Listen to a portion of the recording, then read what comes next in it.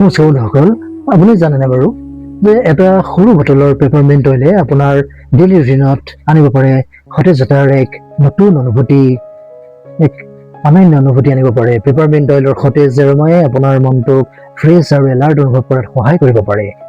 বিশেষকৈ কামৰ মাজত ভাগৰুৱা বা ডাল অনুভৱ কৰিলে ইয়াৰ ৰিফ্ৰেছিং ফ্ৰেগ্ৰেন্স ভাল লাগিব পাৰে। বহুত আপোনাৰ মনটোক শান্ত কৰি তুলিব পাৰে আৰু ইয়াৰ আটাইতকৈ ডাঙৰ বিশেষ বৈশিষ্ট্য হৈছে কুলিং সেন্সেশন। ইয়াৰ যিটো কুলিং সেন্সেশন পেপাৰমেণ্ট অইলত বা পুদিনা অইল হয়, পেপাৰমেণ্ট অইলত থকা মেণ্টলৰ বাবে ছালত ব্যৱহাৰ কৰাৰ পাছত ঠাণ্ডা ঠাণ্ডা অনুভৱ হয়। সেইবাবেই গৰমৰ দিনত পেপাৰমেণ্ট ভিত্তিক এই পেপাৰমেণ্ট অইল স্কিন কেয়াৰ আৰু পাৰ্চনেল কেয়াৰ প্ৰডাক্টছ ইমান জনপ্ৰিয় হৈ পৰিছে।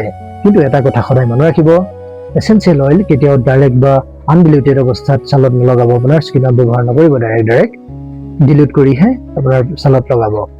কেৰিয়াৰৰ সৈতে সঠিকভাৱে ডিলিউট কৰি ব্যৱহাৰ কৰক আৰু প্ৰথমে আপোনাৰ স্কিনত টেষ্ট নিশ্চয় কৰি ল'ব। পেপাৰমেণ্ট অইলৰ ৰিফ্ৰেছিং এৰোমা আৰু কুলিং সেন্সেশন আপোনাৰ ৱেলনেছ ৰুটিনৰ এটা সুন্দৰ অংশ হৈ পৰিব পাৰে। আপোনাৰ ৱেলনেছ ৰুটিনৰ বাবে এনেধৰণৰ বিউটি, ৱেলনেছ আৰু হেল্থি লাইফষ্টাইল টিপছ পাবলৈ বিশ্বজিৎ ব্লগছ আছাম চেনেলটো এতিয়া ছাবস্ক্ৰাইব কৰি লওক, নাপাহৰিব। লগতে বেল আইকনটো দবাই দিয়ক। সুস্থ থাকক, সতেজ থাকক, সুন্দৰ হৈ থাকক, জীৱনত আগবাঢ়ি যাওক সুন্দৰকৈ। আকৌ লগ পাম, ধন্যবাদ।